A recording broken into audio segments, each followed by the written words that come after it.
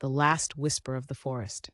In a world where concrete jungles overshadowed the whispers of ancient trees, a solitary figure named Elara ventured into the remnants of what was once a thriving forest. The air was thick with the scent of damp earth and fading life, a poignant reminder of nature's fragility. As she walked, the crunch of twigs beneath her feet echoed the lament of the land, a symphony of loss that tugged at her heart.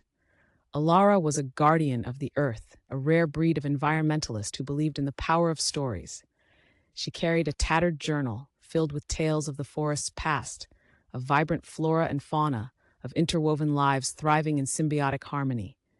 Each page turned was a prayer, a plea to rekindle the connection between humanity and the natural world.